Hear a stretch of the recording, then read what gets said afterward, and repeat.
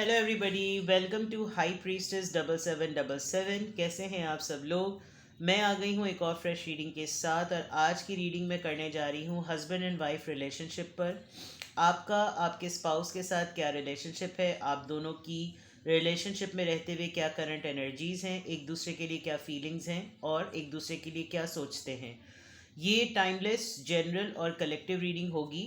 Subscribers में से किसी ने इस पे कमेंट किया था कि उनको इस टॉपिक पे रीडिंग चाहिए, और जैसे मैंने आपको बताया था कि मैं हाई प्रीस्टेस 7777 पर सब्सक्राइबर्स की ही रिस्पॉन्सेस के ऊपर रीडिंग करूँगी। अभी तक कुछ कम्युनिटी गाइडलाइंस का मामला है जिसकी वजह से कम्युनिटी पोल एक्टिव नहीं हुआ है। तो जितनी जल्दी आप सब्सक्रिप्शन को बढ़ाएंगे, सपोर्ट करेंगे, मैं कम्युनिटी पोस्ट को एक्टिव कर सकूँगी। तो ये रीडिंग्स जब कभी भी आप डिटेल रीडिंग इस चैनल पर देखेंगे, या तो वो कमेंट बॉक्स में आई हुई होगी, किसी न किसी सब्सक्राइबर ने और व्यूवर ने उसको कमेंट किया होगा। आज मैंने सारे कमेंट्स को दोबारा से रिविज़िट किया और मैंने एक सब्सक्राइबर हैं उनके सजेशन पर इस रीडिंग को लिया है कि हस्बैंड और वाइफ के रिलेशनशिप पर रीडिंग करें कि उनकी क्या करंट एनर्जीज़ हैं, वो एक दूसरे के लिए क्या सोचते हैं। वी नेवर नो कि कौन किसकी हालत में किस तरह से है।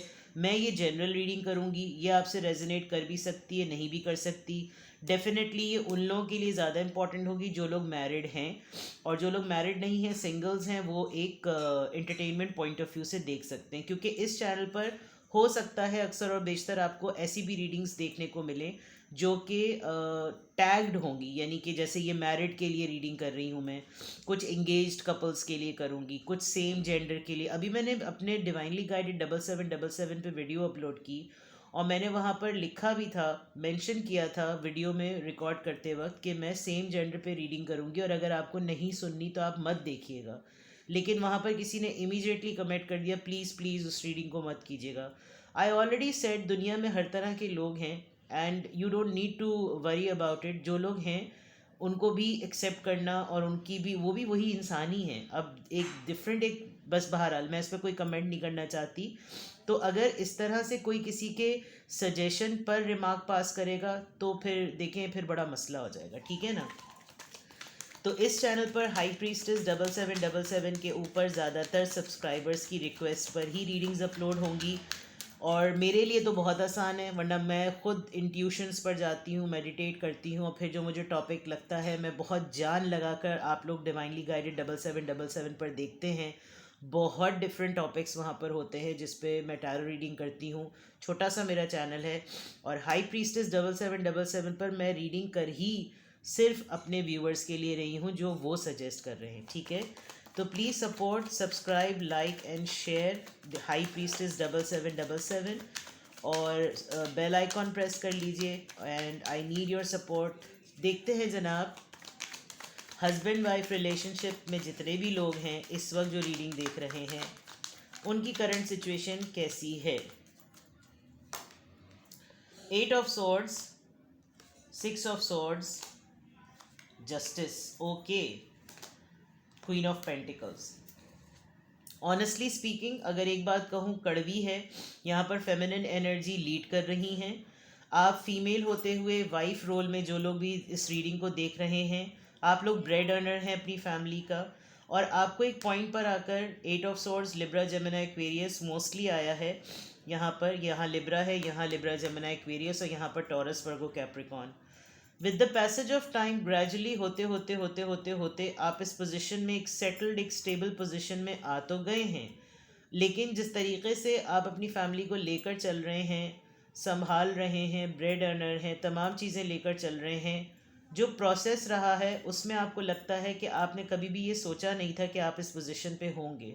आपका ना ये प्लान था, ना ही आपने कभी इस तरह से कभी डायरेक्शन को सेट किया था। लेकिन हस्बैंड और वाइफ के रोल में अगर देखा जाए तो आपको कभी कभी लगता है कि जैसे आप अपनी ही, जिस वक्त आप लगन में लगे हुए थे, मेहनत में लगे हुए थे, उस वक्त तक आपको चीज़ें समझ नहीं आती थी, और अब जब आपको चीज़ें समझ में आती हैं तो आपको लगता है कि आप एक बड़ी मुश्किल सी जगह पर फंस गए हैं, जहां अब आपको कोई चीज़ ना निगले बनती है ना उगले बनती है। आप बहुत दफ़ा अपनी हस्बैंड वाइफ रिलेशनशिप के फेजेस में ऐसी जगह आए हैं जब आपको सुकून नहीं मिल पाया। आपने सुकून को तलाश करने के लिए बड़ी ही मुशक्क़त और बड़ी ही तगदौ की है। लेकिन इस वक्त ऐसा लग रहा है कि जैसे आप अपनी पोजीशन में, स्पेशली फाइनेंशियल पोजीशन में आप काफ़ी स्ट्रांग हैं। जो लोग रीडिंग्स देख रहे हैं, मैं फेमिनिन एनर्जी से बात कर रही हूँ।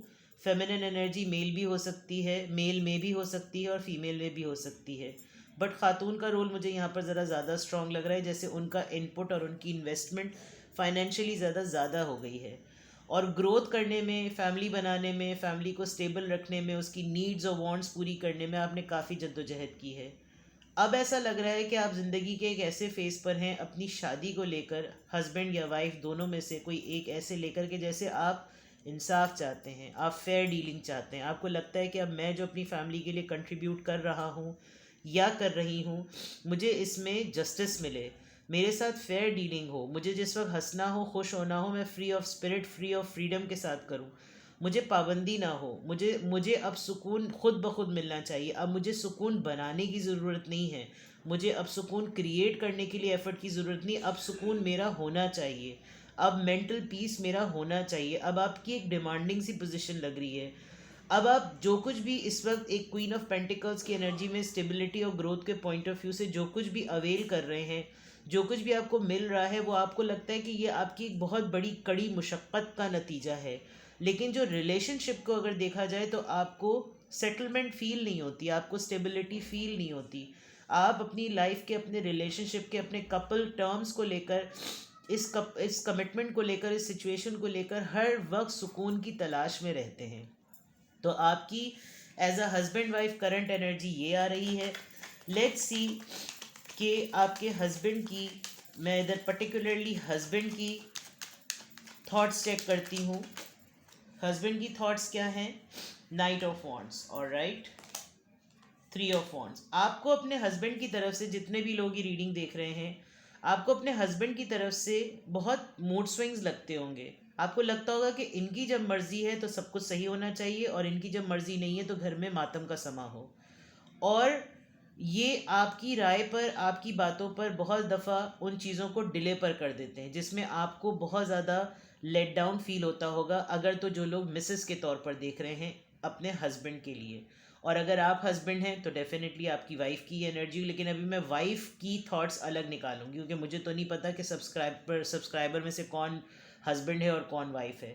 लेकिन अगर मैं हस्बैंड का कॉन्टेक्स्ट देखूं तो यहाँ पर बहुत ज़्यादा बैक एंड फोर्थ एनर्जी है, इन एंड आउट, अपनी मर्ज़ी से आना, अपनी मर्ज़ी से जाना, खुद खुश तो सब खुश, मैं खुश नहीं तो सारी दुनिया को आग लगा दी जाए। और अपनी बात पहले हो और बाकी बातें पेंडिंग में चली जाएं। डिले करो, अभी नहीं करते, बाद में करेंगे, अभी देखते हैं, इस चीज़ को देखा जाएगा, अरे इसमें क्या रखा हुआ, बहुत सारी चीज़ों में डिले टैक्टिक होना। जोग्राफिकल डिस्टेंस भी नज़र आ रहा है, आप लोग एक दूसरे से बहुत ज़्यादा दूर भी हैं, इस कम्युनिकेशन का गैप भी नज़र आ रहा है। लेट्स सी के वाइफ की थॉट्स यहाँ पर क्या हैं। हस्बैंड एंड वाइफ रिलेशनशिप में रीडिंग कर रही हूँ, वाइफ की थॉट्स यहाँ पर क्या हैं। Strength, okay, 10 of wands.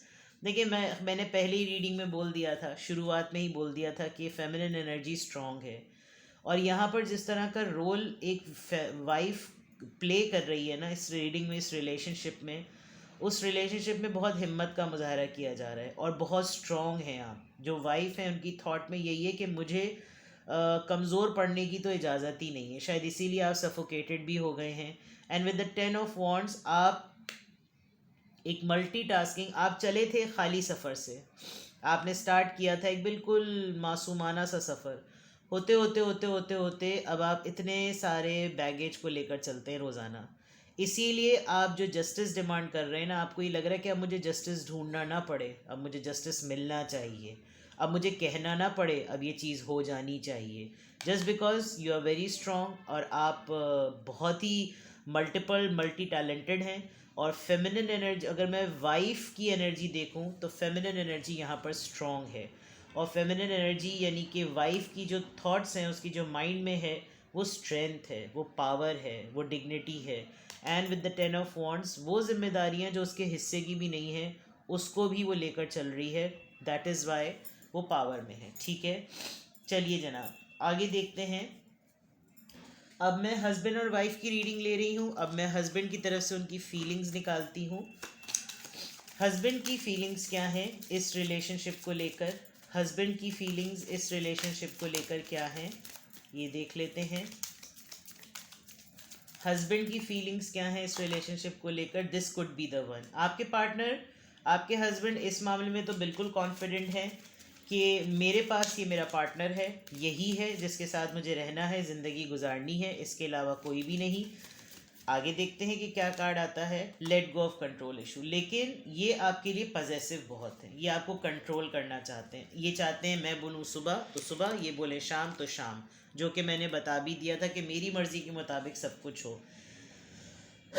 आप with the strength and with the queen of pentacles शायद इनके खाते में नहीं आते, आपको ये पजेसिव एक्ट अच्छा नहीं लगता, लेकिन फीलिंग्स पॉइंट ऑफ व्यू से देखें तो शायद इनका और आपका परसेप्शन इस बात को लेकर डिफरेंट है।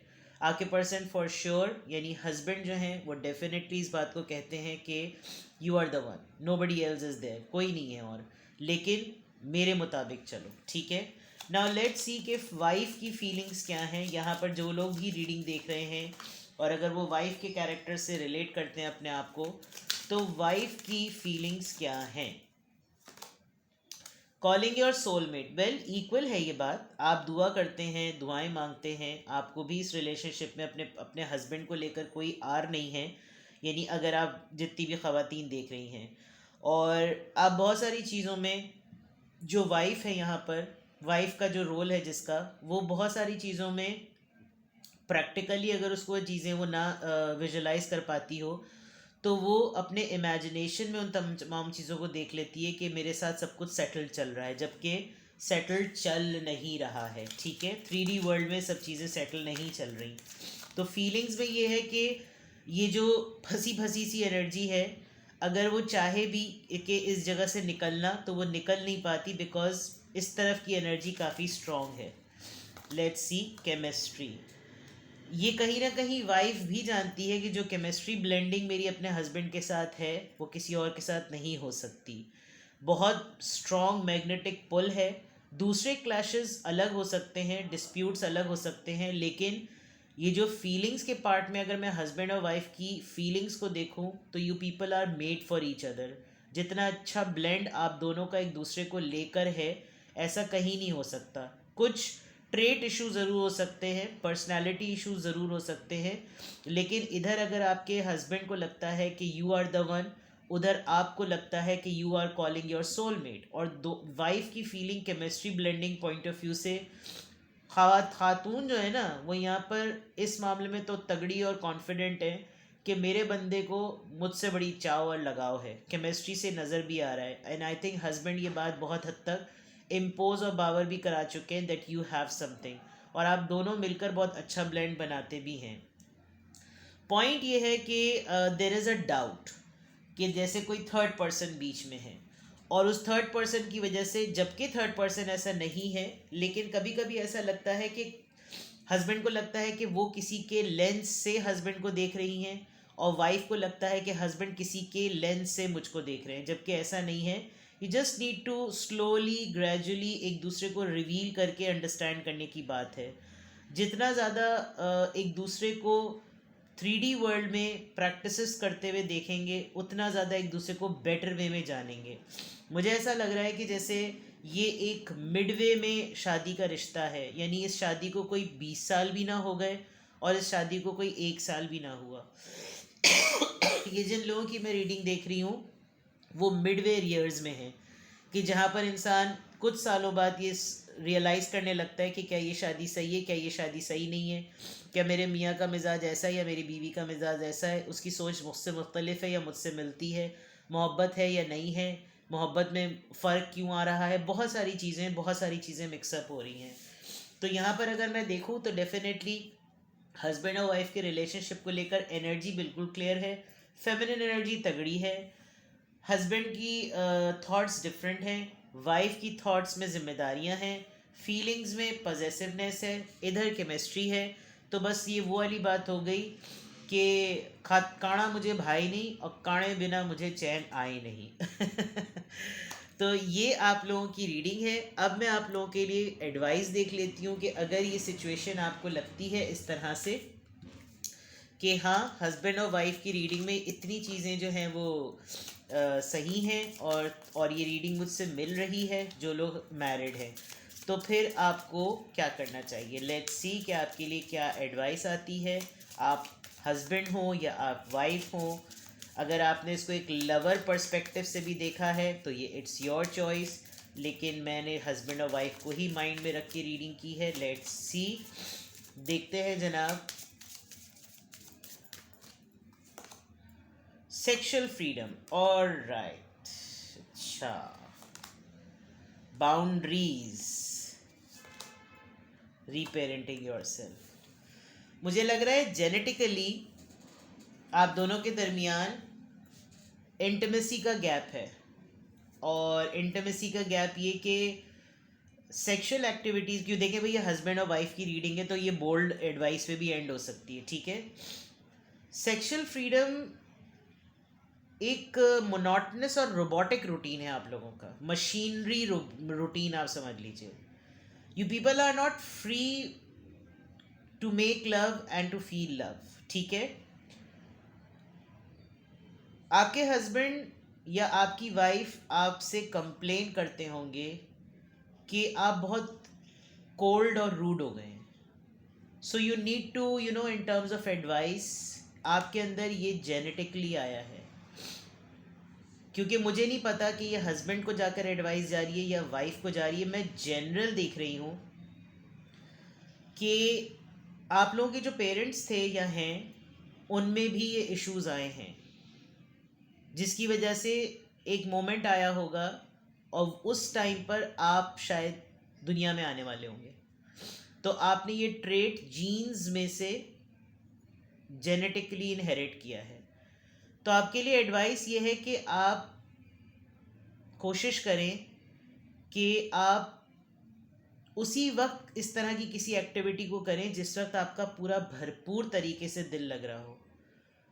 रूटीन बना लेना और एक्सरसाइज बना लेना, क्योंकि देखिए रिलेशनशिप की बॉन्डिंग जो है ना वो प्लेजर पे भी बेस करती है, और जब दोनों parties at the same time ये कनेक्शन और ये स्पार्क फील करें तभी उनको इस एक्टिविटी में इन्वॉल्व होना चाहिए, वरना दूसरे सिम्टम्स ज़्यादा एक्टिव हो जाते हैं।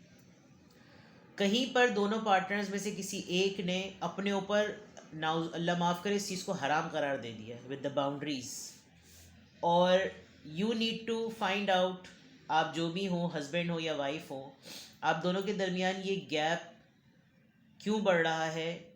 You need to cultivate the things clearly. Intimacy को बढ़ाना बहुत ज़रूरी है क्योंकि ये रिलेशनशिप में इम्पॉर्टेंट है, और robotic life, monotonous routine, exercise, इस तरह की चीज़ों में अगर आप लोग अपनी इस एक्टिविटी को रखेंगे तो रिलेशनशिप डल हो जाएगा, ठीक है। ये आप लोगों के लिए एडवाइस है, बहुत बोल्ड एडवाइस है, और हस्बैंड वाइफ के लिए ऐसी एडवाइस को देना कोई मायूब बात नहीं होती, because they are active in this role, ठीक है। तो thank you so much for watching this video, और प्लीज़ चैनल को लाइक, सब्सक्राइब और शेयर कर लें। डिस्क्रिप्शन बॉक्स में लिंक मौजूद है दोनों चैनल्स का। I need your help, I need your support, और मैं इसी तरीके से आप लोग कमेंट्स में बताते रहिए। मैं अपनी जर्नलिंग स्टार्ट कर चुकी हूँ, मैं वो टॉपिक्स लिख लूँगी, और माइंड मत कीजिएगा अगर मैं उसको रिप्लाई ना करूं, क्योंकि अगर मैंने रिप्लाई किया तो कमेंट वैनिश हो जाएगा, ठीक है। और कमेंट्स बहुत सारे होते हैं तो उसमें सबको बार बार स्क्रॉल करने के लिए इट कंज्यूम्स टाइम, ऑल्दो मैं सब कमेंट्स पढ़ती हूँ इसीलिए तो रीडिंग कर रही हूँ, ठीक है जनाब। तो अपना बेहद ख्याल रखिएगा, चैनल पे सब्सक्राइब रहिएगा, जितना ज़्यादा हो सकता है शेयर करें, लाइक करें और सब्सक्राइब करें। Thank you so much, take best care, bye bye.